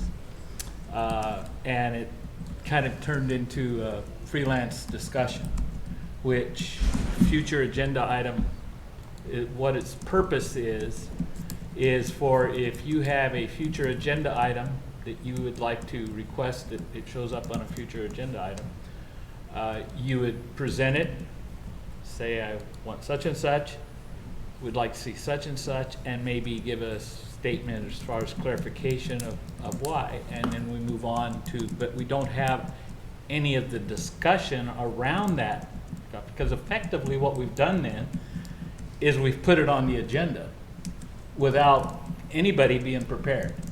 The board, the staff, as far as questions, and then it kind of is involved into asking questions of Kim, which she was, was doing, but it's just, and it lengthens everything. We've got, we need to be cognizant of everybody's time, whether it be volunteer board members, our staff that's here in the evening and everything, and we want to be cognizant of that. And so I just wanted to, unless we want to change it to something else other than that, but what we've got it on there for is to give a future agenda item. It's recorded, and hopefully it will show up in a future agenda, but not with the idea of discussing it that So night. let's play this out. So, because in the past, I think we've brought something up. It's like, hey, I'd like to talk. There was somebody like, okay, great, and then it just disappears. That's happened on the board before when I was on it. So, like, say, okay, it's at the end, future agenda requests, and I said I'd like to talk about dress code as a board. And then what would then happen? Does it, because technically we don't, as board members, set the agenda. No. It would come between you, Kim, and Derek, right? Correct. And then you decide if you ever want to put it on. Right. So then I never see it. Then what do I do then? Also, I believe, I'd have to go back to policy for sure and look on this, but I believe any 3 members can have something put on the agenda. If you 3 were in agreement to put something on the agenda, you'd contact myself and Kim and ask that it be put on. And a formal request from 3 of you. No, I'm not complaining. You've been doing a great No. job, but I'm saying, No, I'm just trying to see. I know, you're just talking scenarios. I- And so, I think that's really important that we establish a very standardized system to do that, whether it is mandatory by email or that you just mentioned, but there has to be a follow-up, because when it comes down to it, some of this, and again, it has nothing to do with lack of trust in the people that are there, but technically that's in part of how things kind of went awry, because board members would either not ask question, or if they ask, it was pushed aside. And so I think, I don't know if we have I looked at policies on that. I didn't see anything. Actually, a lot of the policies I looked at, I was like, well, doesn't mean much concerning of anything. agenda item, for clarification, what are you talking about? For like for- asking for, I agree with him, like if Josh wants to talk about school uniforms, Yeah. I think that at the least, it should be addressed either publicly or privately with the whole group of why it was not put on the agenda, if it's not, right? Yeah. And so I think there has to be either some form that at the end, when we have agenda meeting, say, hey, I want to formally ask for this to be done, and I think it should be followed with an official answer, whether it's approved or not, and when it's going to be discussed or not discussed. Does that make sense? It makes sense. I don't agree with it, but it makes Okay. sense. Well, can't you, couldn't you just, Josh, couldn't you just call Daniel sometime and just talk about the issue, and then when someone brings it up at a meeting, Daniel can say, yeah, I want to hear it too. Wally can say, yeah, I want to hear it too. You can talk one-on-one outside the meetings. Yeah, Of but you course, can't, yeah. That's fine. you can't go past serial communication of 3. The moment you do that to 4, we get into trouble. Right, right. So, but I see the opposite side of this. So say like, oh, yeah, let's have a discussion on dress code. Say I pick hot politic topic. And I say, I want to put this on the agenda. That's kind of the point of also having, electing a board chair going, we ain't touching that. And the superintendent go, we do not want to talk about that. So I see the other side of it too. Well, But that could easily be a side conversation with you. yeah, that would be. I don't think we need to be that formal. Yeah, I don't think we need to either. Yeah. And what I've done in the past, during my tenure, is I'll write down any formal request here. Because like the other day, when we had conversation, there was about 5 things. There was only one formal request for being on the agenda, but there was about 5 other things talked about. I'm not putting all those on there because they weren't a request. And that's why I want to make sure that we understand when that future agenda item comes up, I'm soliciting then a request for an agenda item, not requesting the discussion of it at that point in time, but requesting an agenda item. Then I can put it down here, and then when we have our agenda setting meetings, I can look at that and see, well, we're taking care of 90% of the time when those are requested, next meeting or two, that or a very similarly related topic is, and it's getting discussed. Which is exactly how I handled it when I was chair years Yeah, ago. and- It was really rare not to bring it to the board. Right, and so, but if there was the case of, just during that time, 2 or 3, say, you want it on there, get it on there. But at the same time, to guard against what you said, Josh, maybe, I'm not putting on there, that's where it comes in, and like I said, I can't remember the policy per se, so I'm not gonna say for a fact it's either 2 or 3, but a certain number of board members requested, it gets put on the agenda regardless. How would that work if like somebody during that meeting, like, I would like to see that too, I would also like to see it, so when like say I make the request, like at the end of the meeting, Right. and Sarah goes, hey, I'd actually like to talk about that, and would that be that informal count essentially? As far as I'm concerned, it would be. So then do we actually need to develop this policy, or how does this work going You could put forward? this in a board operating agreement. That's where it should be. Okay. Yeah. So there's a communication tool that we use. It's a board superintendent operating agreement, and it kind of goes over some of these things. We didn't have it in place because it got kind of a negative rap previously. So, I mean, the board had a bad taste for it when I came on board. Yes. Because Yes. it was read publicly at the beginning of every meeting, and it was kind of long and lengthy, and It was used as a weapon. yeah, we don't want It to was use weaponized. it. Yeah, so there's a short 2-page version that OSBA has. It's really clear, and it talks about some of these communication parameters that you're talking about right now. I can send you that, and you guys can look at it, Yeah. and you could put it on the table for a discussion later. I mean, I think it's good because it walks you through, like, what do you do when this happens, and what do you do when this happens? Like, it makes it kind of clear what the pathway is for you if you have a question or if you have a topic that you need addressed. And, you're always welcome to come into my office or Tony's office and come chat with us about, something that you're concerned about. You can always call us, and we're happy to sit down with you. Because sometimes, we can answer your question, and you go, oh, okay, I get it now. And it might not be something that the whole board needs to discuss. It might just be something that you needed better context or better background on. And also, I'm very open to any one of you, if you have something that we always have the agenda meeting the week before our meeting. And if you contact me about something that you're driven about and would like, we can, in fact, Josh, you and I have had that conversation before on things before an agenda, and it was on, and as I recall, I was able to tell you that it was on that one or it was gonna be on the next one, and they were taking care of that. So have those kind of conversations. That's the best way. Yeah, it works smooth. I'm gonna say it again, some of you have heard it from me before. I went by this when I was teaching, and I still believe in it. You have too many set, hard, fast rules. It's way too easy to get yourselves backed into corners. And I had 2 rules for my kids at the beginning of the year. And so it didn't have to have a whole chalkboard or whiteboard full of it. So, anyway, any more discussion on that? But what, future agenda items when we hit that.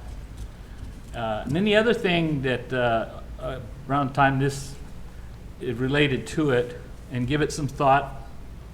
Don't know if we want, it's not on here, but just give it some thought, because I think I am going to put that on it later on as an agenda item, and give some thought to, is hard stop times on our meetings. We've had several that have hit 3+ hours. And we either need to be having more meetings, 'cause or find a way to get it in that long time so we have hard stops. That'll be a discussion item, right? Yep. Yeah. We'll get that on. Okay. We have first reads. Tony, you want to take us through those, please? All right, I'm happy to. The policy committee actually was very busy a few weeks ago, and we actually got through the entire agenda that we were going to do, which is a first. Some of the policies lately have been the ones that the conversation takes a life of its own, so to speak. So the first policies, and I'll review them. A few of them don't really have a whole lot of changes. It's more about understanding the law that came in to make the change of the policy. So the first set is on the electronic communication system. This isn't like an AI policy or how a teacher necessarily uses technology in the classroom. But really what this is, the best way to think about it is acceptable use of communication systems. You know, what is appropriate to use, what's appropriate to access and whatnot. That's what that is.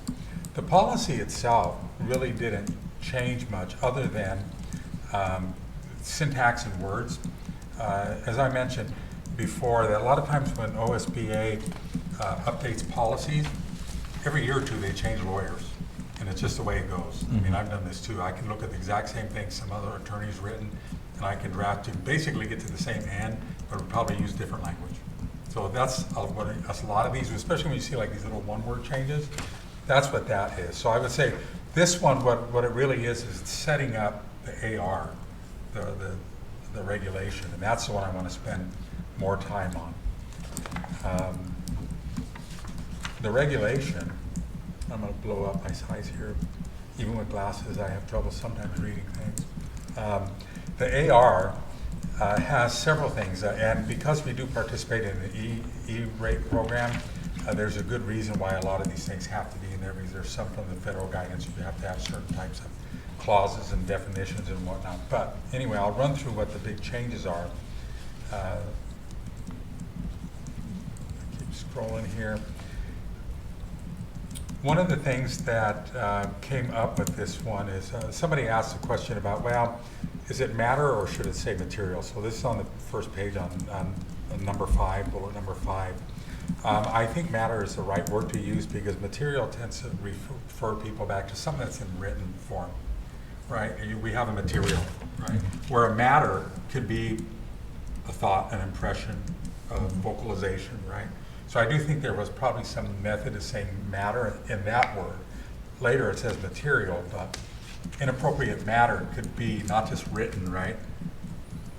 So that's why that was in there. That's really just a minor one. Also, Tony, that was my comment before the policy meeting, and then I've learned that a lot of this language is because it's historical legal language used that has definitions, like obscene. They do have a whole list of things that are required to what the definition of obscene is in the legal realm. So like, I was like, oh, what is, oh, they have it. Just like matter in the footnote here, they have it. They already did that whole, yeah. Thank you, though. Another item that it is, and this was an area where we had an option, was that the ability for the staff to download materials that might have personally identifiable information. Now, the option is that you can just say for staff who are doing that they shall not download that information, or are there times when it should be? Now, I gave an example, and what was ultimately the option that was recommended was the one where that if the staff is doing that, they have to follow the protections and the guidance, which would be like the acceptable use policy. Here's an example I gave. is that there's times when I'm at, I would imagine it's mostly for administrators, but when I go on vacation, we're still 24/7, okay? And when I go on vacation, I'm taking one computer. Now, we have a system, some districts don't have this, but we have a system because there's a cloud base to the system. I can log on from my computer to something, but if somebody's calling me about an issue that is affecting several staff members or whatnot, I might download temporarily that data file for kids because I need to use it, right? The important thing is that instead of saying, no, you can't do that, the important thing is having the protocols in place that say that if I am downloading that onto my device, that there's a protocol that says I have to delete it, or if I do anything that is derivative of it, so like I'm using it and then creating something of it, I have to put it back on the cloud. So that's really what gets at, and that's why that option was picked.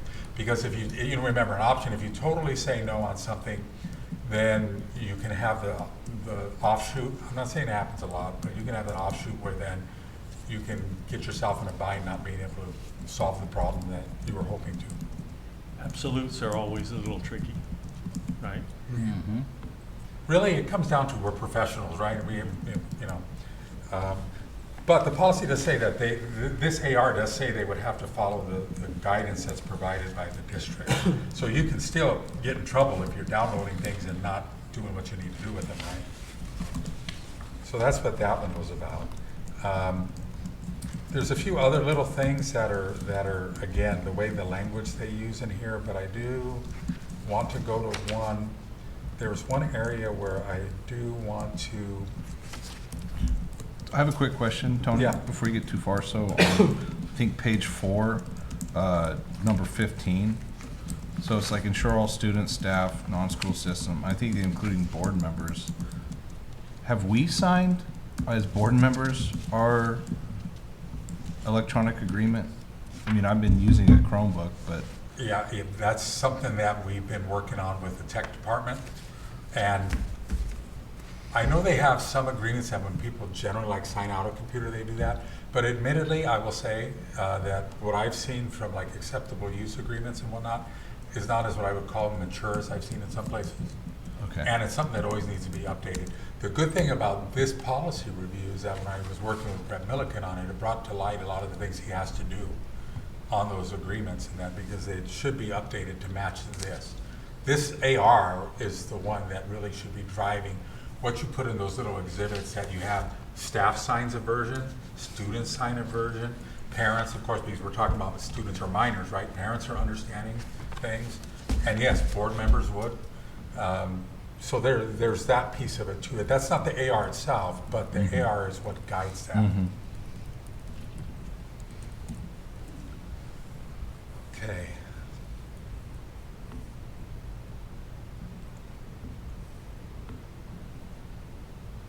Okay, so now in the next one that I did want to mention to you, that we had the discussion about when people are using their own computers for personal or district equipment for personal use. Now, there was a day where people just said, no, 100% you don't do it.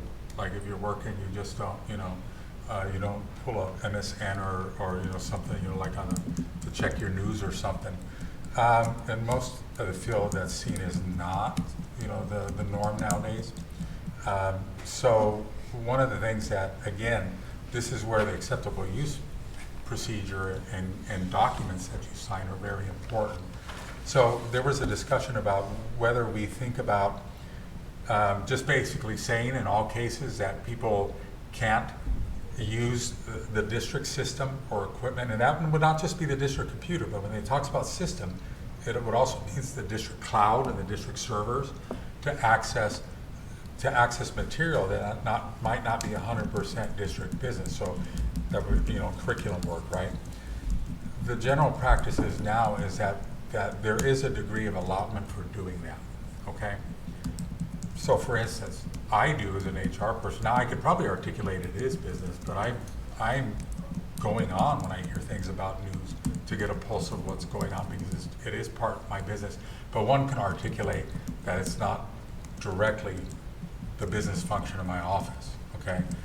The other thing is too is that people have seen that you may have people who are on their break time or on their lunch time, and that they may go on and see the news thing, right? So again, what usually the norm has become now is that you set procedures and guidelines about when and how you're doing that. So I wanted to bring that to your attention because we did talk about that one a little bit. There is a little bit of a difference though, because you'll see somewhere else in here that you board members are actually held to a higher standard than even us. Superintendent, and we have procedures for all of us. You have the other challenges, board members, that you have political interest, so to speak, and then the ethics that go with that, conflicts of interest and whatnot, right? So therefore, for you guys to start using, there's always the threat that you're using a public system, and what you may be looking like, let's say searching the internet is what people are usually going to do it for, right? You're searching the internet, you run the risk that if you're searching your internet is related to your political life, then technically you're in violation of that, right? So it's usually a harder line. So the norm is that if you're a board member, you don't want to use district equipment or the district server to do your personal stuff. Okay, I mean, that's just kind of like the best practice for you guys, because then remember that everything is searchable, discoverable, and we don't want to have to work with OSBA attorneys in our office to try to help insulate you from that if it comes up. So that's I wanted to make that note for you in that little clause that was put in there.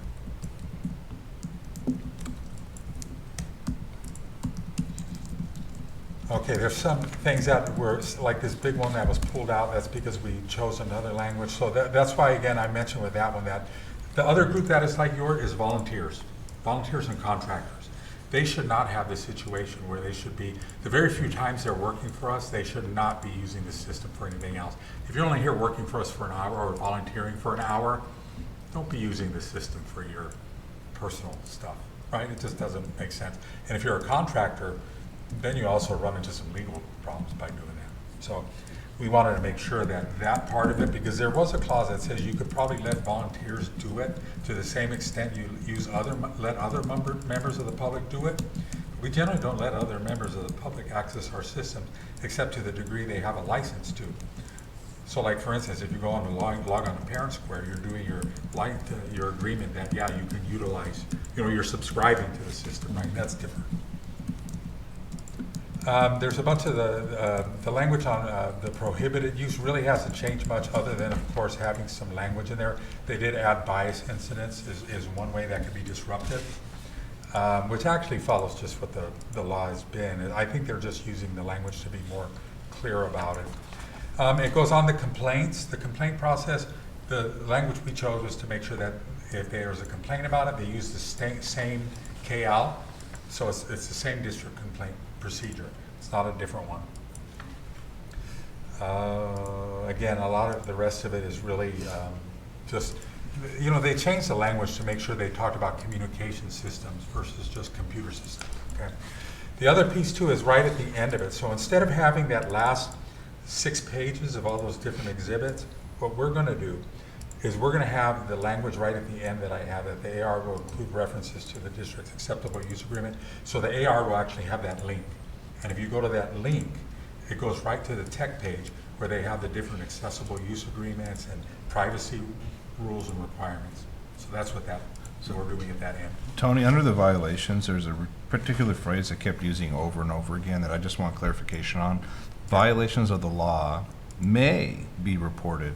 What instance would we violate the law that we would not report it to law enforcement? To be honest, Josh, I'm sure I could probably think of one. Because I'm trying to think of something. No, I know. I'm trying to. I could probably come up with one, but I really don't see in most cases it would be. One situation could be, okay, let's say in HR. In HR, yes, I will tell you, there's been times I've had to access inappropriate sites. And usually I go to the tech department and get special permission. You might imagine the times why, right? If I'm dealing with an employee investigation, or Kim might do it with the student situation. So technically, that could be a violation, right? And a parent could complain and say, oh, see, your assistant superintendent was looking at the naughty sites. Well, see, there is some technical aspect to it. Well, that's why I just wanted, so you just gave me my answer, so I appreciate it. So I just wanted to make sure, like, Yeah, and I'm sure I could come up with a lot of others, but that's the one in my world I've had to unfortunately use sometimes. That's the one I could think of too, so. Yeah. You'd hope you never would, right? But Right, you would hope. the world's not a perfect place. Okay, so that's that one. And I promise you, that's the most lengthy one of these, okay? The next one was instructional graduation requirements, which is IKF. The big difference on that policy, the change is that they actually codified, you may recall a few years ago, they added that to graduate, you have to take a half credit of personal finance and a half credit of career tech. That's what that one is, basically. And then make sure it applies that language also to, if you're gonna get a modified diploma, you still have to do those 2 courses. That's what that policy is. Policy cleanup. Okay. The next set of policies are about district-approved student transportation.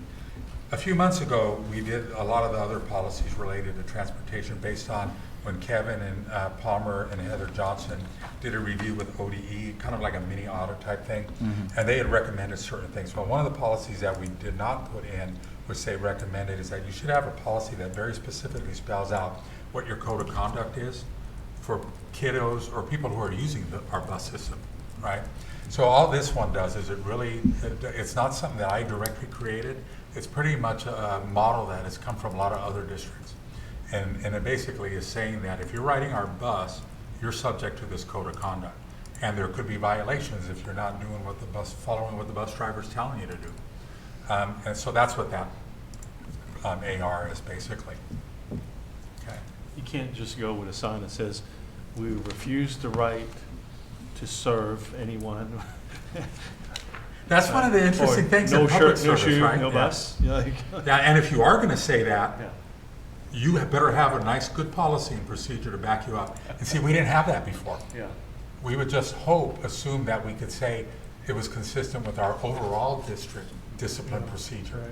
But sometimes with buses, it's not that way. So that's why we have that one. how does this work since their first student is not an employee of the district? And yet they would be needing to discipline a student. How does that work? Even the more reason why this procedure is important, right? Because then basically what we're doing is we're sharing a responsibility. They're doing the work. The bus drivers usually give us the information about when they see something. But then picture it, if we're trying to then, if we need to do an investigation or follow up for an incident that we didn't directly see or whatnot, again, we need to have some language that's helping us do that work. So that's how that works. I'm not sure, because I have to admit, in my current role, I've not had to do that kind of an investigation here, but usually what I'm used to with the contracted services, they have a protocol of forms that they provide, and they also have their protocol about how quickly they're supposed to let us know if there's an issue or an incident. And then we have the language that allows us to do that follow-up work. Do they have cameras in the buses? Yes? Yeah. Absolutely. Yep. Yeah. They kind of put in those, just like they're supposed to have strobe lights and all that other business now. And you know, the other law that went into place now is that we can add, and I've not talked to First Student about this, I don't know if Kevin has or not, but there's that law now that the buses can have the cameras actually added to them, where the bus can be taking the picture of the person who decides to go around the stop arm. You know, I know there's already a few districts that are looking at that. I know Salem Kaiser was, and a few others. I don't know if it's still in place or not. I know it used to be, individual schools had rules around busing. I doubt that conflicts, but when this goes into effect, you need to make sure they don't conflict. Transportation is always a very interesting thing to work with. So Because Tony, when this things go one, wrong, they really go wrong. Tony, on this one, just because it's happened with my kid, so like the first citation, because what I'm saying here is like, so this is a discipline procedures. I would imagine even for a first citation, that bus driver should inform the principal, or they not do that for a citation. Because I know that that's generally our rule is the They bus do. driver does an incident, but I don't see it in here in the policy is what I'm saying. But the first Oh, citation is yeah. usually referred to as a warning. Yeah. But they do contact the building principal. Do we want to put that in here or not? We can. I'll We talk with can. Kim about it. I'll Yeah, talk with we- Kim and Kevin about yeah, it to right. verify. I thought it was okay, but I'll review it again with them. Yeah. Kevin can chime in if you want. I would prefer to know if my kid got in trouble. You want to hear, Kevin's here if you want. I already to. cried once, Kevin. I mean, the drivers, they do their best to, Yeah. just like teachers in the classroom, to try to, deal with things at the bus level. But when they do write a citation, Jay Sanson in the first student office sends those right out to the principals. And then we take them from there. If there's some investigating to do with kids or talking to kids and then communicating with parents, then that's done by the principal at the school level. And so we're working closely with First Student on any kind of disciplinary matter. They don't just decide, it's been this many citations, the kid's not riding the bus. That just isn't done that way. Everything's a conversation with them to try to figure it out. The bus drivers don't have time, to launch investigations and really talk things out with kids. So that's where we come in. And the First Student Office does a really, really good job of getting stuff out. Pulling video for the print, we're asking them all the time, hey, can we see video from this route or that route to see what happened? And most of the time it's very helpful. Yeah, I can tell. I've actually, as a superintendent, I've reviewed video footage when I was in Winston, and I'm like, oh, that didn't happen at all. Like, it was a complete opposite of what the kids were saying. I'm like, oh, that's not, no. So, I mean, sometimes it's all, you got to reverse it all because it was not Because accurate. right now, how it's written on page 3, the procedures, it's only for a student who's doing any of the discipline. It would be nice to add in that school piece, because that is, as Kevin said, a vital piece Yeah. to that, so. Absolutely. Okay, I'll work with Kevin and then Kevin and see if they are recommending a different change on that. Okay, the next policy is the wellness policy. Now, if you participate in the National School Lunch Program, then under the Code of Federal Regulations, you have to have a wellness policy. And the policy itself, the topics of the wellness policy can be everything from, what you use as your protocols for what kind of food you're going to serve, whether you allow food to be served like during vending. Some of you may remember the old rule that if you have vending machines, you're not supposed to turn them on until after the lunch period, right? It's been tweaked a little bit, but that came from these federal regulations, okay? And it also, wellness policy can also include things about staff health and wellness, right? Like having a staff wellness committee or whatnot. When we reviewed this policy, all the things that you see crossed out here were actually things we crossed out, and it's a very simple reason why we did this, is because a lot of these items, if you read the footnotes, they are optional.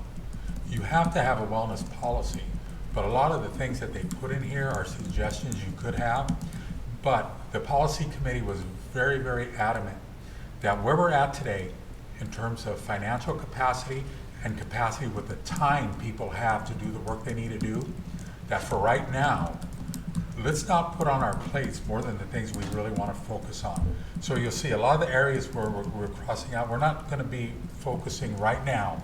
I'm not saying, I'd love to do it later, okay?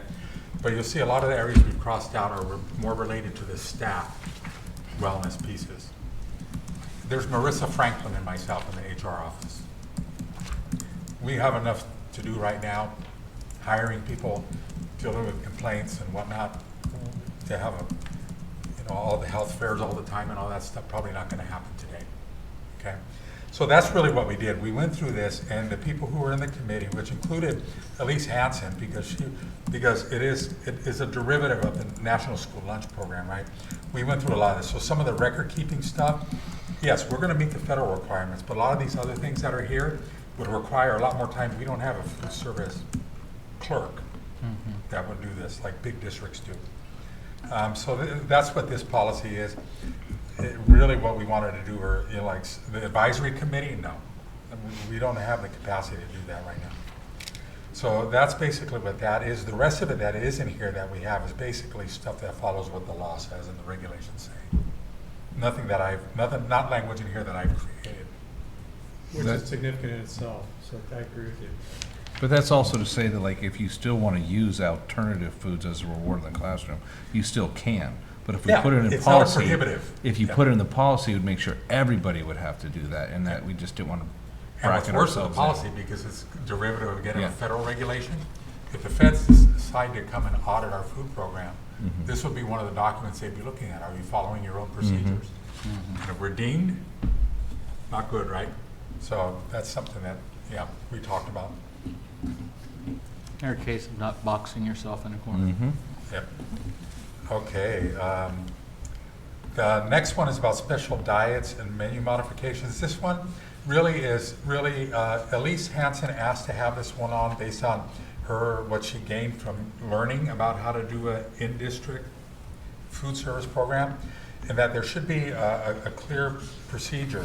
And again, that's why it's an AR, not a separate policy, but a procedure for how parents go about requesting special modifications. You can probably see the reason why you can have trouble if you don't have a clear procedure, right? Because if you start doing things different from one school to the other, and God forbid a kid gets hurt or seriously injured, if you don't have a consistent policy to fall back on, you can get in trouble there too, right? And legal liability. So this procedure basically states the steps that parents and schools would follow if a parent does want to request a special modification or diet modification. It gives an ability to say, because there are certain cases where, no, really this shouldn't be a modification. Preference by itself is not a modification. Right? And to be able to have a procedure that says that can help, or else we'd be getting, we get a lot of them, right? And also too, it includes some language in there about the ability to request medical certification for some of them. Because some of the requests we get for some modifications, we probably need a little more information, right? So that's why that one was recommended. The next one is a lengthy one, but what I will tell you here, so this is DJCAR2. Tom talked to you about the procurement process. It just takes our language of the procurement process, and for food services, it aligns it with the federal regulations, which are pretty much the same. I think there's only one area where the threshold in dollar amounts is different. I think it's from going from the small to the intermediate procurement, they call it. That's the only change here. Otherwise, what we have to do is we have to put this in here because our procurement policy has to reference those CFRs. So you see a lot of places in there where you see that CFR, that has to be in there because it's Code of Federal Regulations.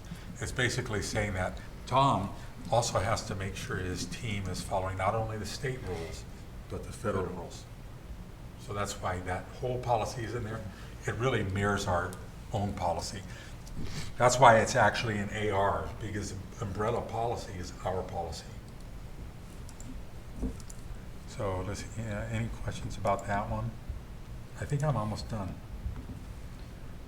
I think now I go on to restraint and seclusion are the last ones. This was one that Brandon Larson helped us on, and I'm going to pull that up real quickly.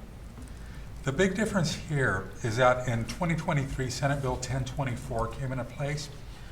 What it requires now is it requires a few key things. One, if you have video or audio recordings at any time, there is unlawful restraint or seclusion, which is basically almost any time now. Very limited circumstances, right? And you have to be what they call MAT trained and all this other stuff. You have to now preserve it.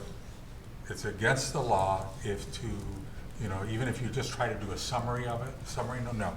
If you have any of those type of recordings, you have to preserve it as a district. You have to let the parent know within 2 days, I believe it's 2 days, it's specified in here, that you have it, right?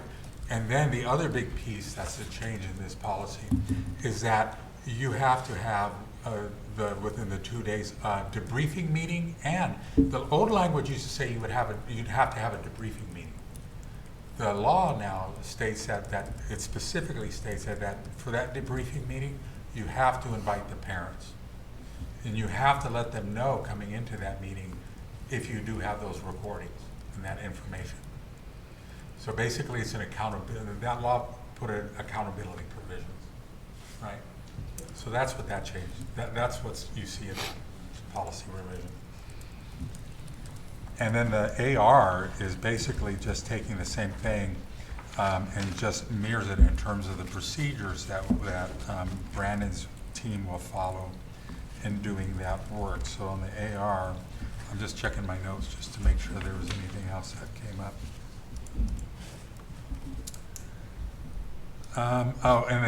Again, it's kind of related to it, but it specifies the immediate written notification when there's existence of records.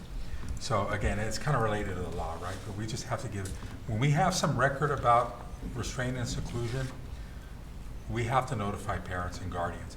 The other piece that's in here too is that if we come to know of unlawful restraint or seclusion, not only do we have to do the written reports that we've done at DHS, but we also have to do the oral report. We have to make the call. Okay. Tony? And of course, too, we have to, again, even for DHS, we have to have all the materials available, so when they call us back and say, because that's how it usually would go, you know, after the intake, an investigator will call us back, say, you know, we need to see these documents, including the video. Yeah, we better have it. Sorry, Tony. It says the use of a seclusion cell is prohibited, and then on the next document, they want to know the total number of seclusions in a locked room. What's the difference between a cell and a locked room? A cell would be like a small room within a room Yeah. that you could lock a student in, which we don't have. With bars and. Yeah, no, Specific those, purposes. that language, Josh, language, Josh, comes because remember, there's many of the districts, the bigger districts, have very specialized programs. You also have, remember, this law that's in here also applies to what we call our juvenile detention schools. And they have all kinds of settings. I've seen some of them. Yeah, so. I just wasn't again, sure if this was an oversight of language here, because I could make an argument a locked room feels like a cell. Yeah. You know. If you want, I can take another look at it. No, it's fine. I was just, this came from OSBA, right? So Yep. we're, Yeah, and it's required policy. yeah. This one was really heavily required because of the law, changes in the It's a law. law change. But yeah, there are different settings that they have. There are even, I will say, there's even some of our students that we have to send to other programs. And very few. You'd want to serve your kids in district, right?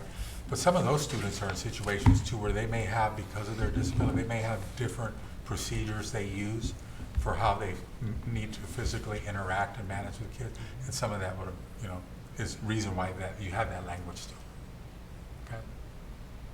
A lot of policies, you know, but you know, I want to thank the policy committee because we actually got through that whole agenda. That was pretty good. The next meeting, what you're going to see, the cell phone ban policy. Because again, the goal is that you would see a first draft at it in the first September meeting. So that way, by the time we get to October 31st, it's ready to go. Because remember, the law on the cell phone says you have to have the policy adopted by October 31st. To me, that means I better have at least gone through the second read, but you know, to be able to justify what we're doing. And then it has to formally be enacted by New Year's. Yeah. Okay. We did a review with the administrative team. I did a brief introduction with the policy team. Josh was our board member at that meeting. And what I'm doing now is I'm taking that set of feedback we have, and I'm actually drafting up off of some model language we had, which is very interesting because we found a way to get a hold of some language that was kind of embargoed. And it was interesting because the language said it would have been released the week of August 11th. I've still not seen it released. It's not released, and they It said tells at me- the SUPS meeting that it was delayed. You know what that tells me? Lawyers are hung up on it. They're hung up on something. They're worried about some kind of liability or maybe an expression. Or it's great Issue. billable hours. Well, yeah, that too, yeah. I can promise you, though, I've never been, as an attorney, I've never been in a position where I work my billable hours, okay? They pay me the same whether I'm here. No, I know the same for you. I'm talking some of the other ones. Yeah, so, you know, so that's gonna that's gonna be coming up soon.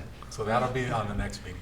About that, Kim, just Yeah. because I know we got to get done this, but since you guys opened this box real quick, how was the response from you? Did you get a bunch of emails from the community? So I was just gonna add that I did get a couple of emails. So in our district, we already have a no cell phone policy during instructional hours. So, you know, it's like when you're teaching, you know, you're not supposed to have your phone out. And we have really clear policy on it. But what the difference in our policy is that they're allowed to have it out at lunch. And this new cell phone ban is bell to bell. So they come in the morning and they leave in the afternoon. It's that entire time. And so the lunch period is kind of like a gray area for us right now because we already have policy in place, but we want to comply with what the law is going to be. And so, you know, we are asking students to put their phone in a backpack turned off and to comply. But our policy, our current policy doesn't exactly match what we're asking students to do because we ask them to do it a little bit early to kind of practice and get used to it before the real policy hits. So another difference in our current policy versus the new policy that's coming out is that the discipline for it, like the new policy, they don't want you to expel or suspend anybody for phone issues. So it's supposed to be a teachable moment, and if it's a repeat thing all the time, then that's a whole nother conversation. But gentle reminder, you know, like, hey, can you put that away? You know, you're not supposed to have that out in class. But I think lunchtime is going to be where the challenges come. And so I've got a parent that I need to talk to tomorrow about some of that, and just trying to, you know, help them understand that, you know, when we do get our policy finalized in October, that's going to kick in for the entire day. Because while we don't have to put it in place until January, we have the policy, and we already kind of practice that way anyway. So the middle school phones are put away all day, and it's just better for student social and mental health and for their learning, you know, to be able to focus in the classroom.